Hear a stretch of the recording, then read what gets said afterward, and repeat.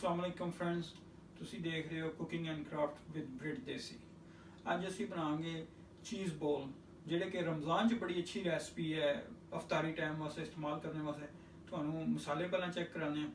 ਚੀਜ਼ 1 ਕੱਪ, ਆਲੂ mash 1 cup, chicken cubes 1 cup, pesto pasta 1 cup. ਅਸੀਂ ਪੈਸਟੋ ਪੈਸਟਾ ਯੂਜ਼ ਕਰ ਰਹੇ ਹਾਂ, ਤੁਸੀਂ ਕੋਈ ਵੀ ਪੈਸਟਾ ਸਮੋਲ ਸਾਈਜ਼ ਦਾ ਯੂਜ਼ ਕਰ ਸਕਦੇ ਹੋ। ਧਨੀਆ गार्निश वास्ते, नमक हसबे जायका, गार्लिक, जलपीना सॉस 1.5 चम्मच, ऑयल तुसी फ्राई करने वास्ते चाहिए उस हिसाब नाल तुसी यूज़ कर सकते हो। ब्रेड क्रम्स चाहिए, eggs, lemon, green chilli, black pepper तुहानू तकरीबन 1 चम्मच चाहिए और ज़ीरा पाउडर 1 चम्मच चाहिए। ओके, असी फ्राई करना इन्हू शुरू करने हैं। बिस्मिल्लाहिर्रहमानिर्रहीम। सब तो पहले ये चिकन जाएगा, ऑयल गर्म करने वास्ते रख दिता सी, इस वास्ते ऑयल गर्म हो गया। चिकन ये ऐड कर दिता, नाल ही ब्लैक पेपर थोड़ा कुछ मिक्स कर लेना, क्योंकि ऑयल गर्म होया मीडियम हीट पर रखना तुम।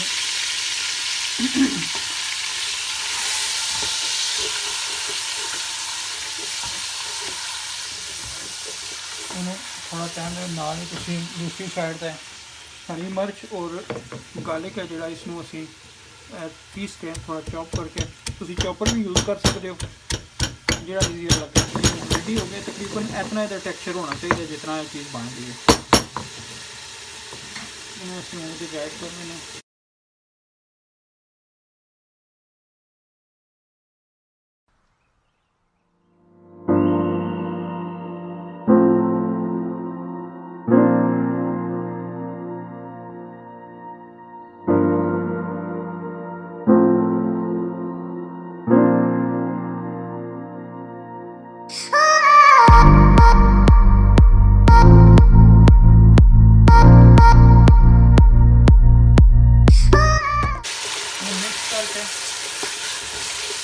लो तो रख लेना थोड़ा,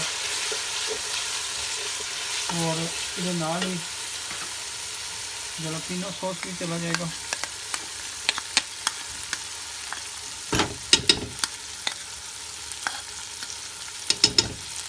और ज़ीरा पाउडर भी।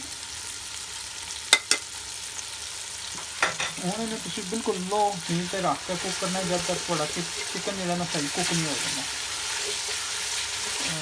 गल जो सही हो कुक हो जाए। स्मैल तो ना सारी बस रेडी है।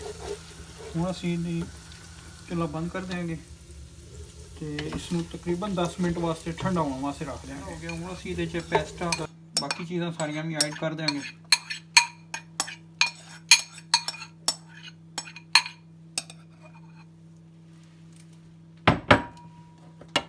आलू पेस्ट भी, चीज़, सॉल्ट सी अपने टेस्ट के हिसाब नाल इसमें चेक करके बाद लेमन, हाफ लेमन का जूस ये कर लो।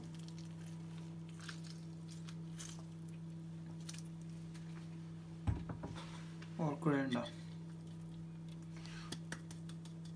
हूँ इन्हू तुसी अच्छी तरह मिक्स कर लेना, चिकन नू मैश कर लेना सही, और ये सारिया चीज़ों में अच्छी तरह मिक्स कर लेना। फिर इसमें तुसी बॉल बना सकते हो। पेस्ट साड़ा ऑलमोस्ट रेडी हो गया। अगर चीज़ां सारियां सही गलियां होण ते हत्थ नाल भी ठीक हो जासी, अदरवाइज तुसी प्रोसैसर च भी पा के इन्हू बना सकते हो।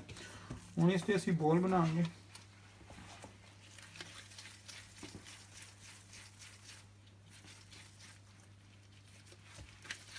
इस साइज के तकरीबन बॉल जो ना ईजी फ्राई भी हो जाए, कच्चा ना रहे।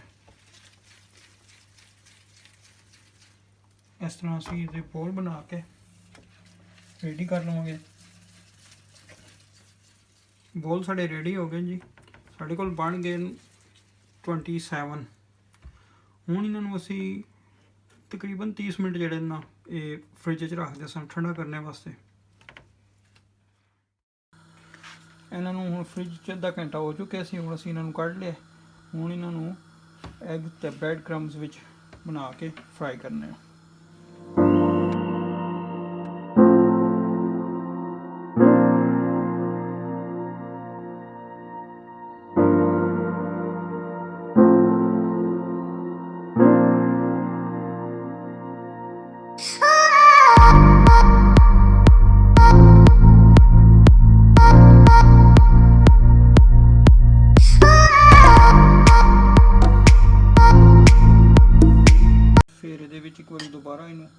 ਐਗ ਦਾ ਕੋਟ ਕਰਕੇ ਤੇ ਇੱਕ ਦਫਾ ਫੇਰ ਇਹਦੇ ਵਿੱਚ ਤੁਸੀਂ ਪਾਉਣਾ ਹੈ ਅਸੀਂ ਆਇਲ। ਸਾਡਾ ਹੁਣ ਦੂਸਰੀ ਸਾਈਡ ਤੇ ਆਇਲ ਰੱਖੇ ਨਾਲ ਉਹ ਗਰਮ ਹੋ ਚੁੱਕੇ, ਹੁਣ ਇਹਨੂੰ ਨਾਲ ਨਾਲ ਤੁਸੀਂ ਇਹਦੇ ਵਿੱਚ ਪਾ ਦੇਣਾ।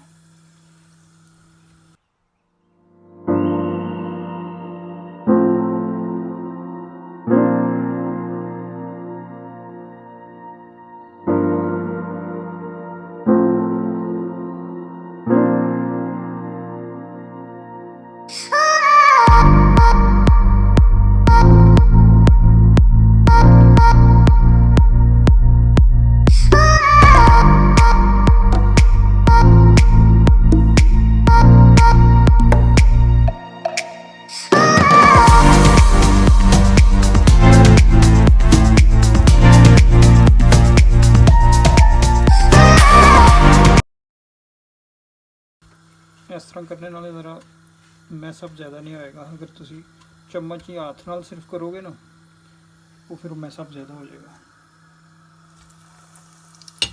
ये आलमोस्ट रेडी हो गया जी। हूँ 3 ਤੋਂ 4 मिनट इन्हों फ्राई किया। हूँ मैं इन्हों तुहानू डिश आउट करके चेक कराना।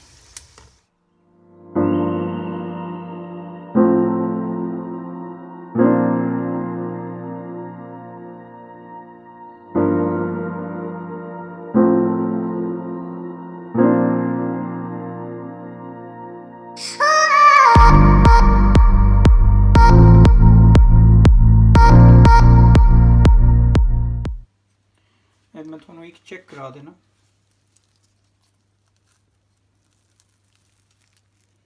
बहुत नाइस टेस्टी एंड सही क्रंची। ये तुसी ट्राई करो और स्पैशली रमज़ान दे विच अफ्तारी दे टाइम ते बड़ी अच्छी डिश है। तो तुसी ट्राई करो, लाइक करो, शेयर करो एंड प्लीज़ सब्सक्राइब करो। Thank you. अल्लाह हाफिज़।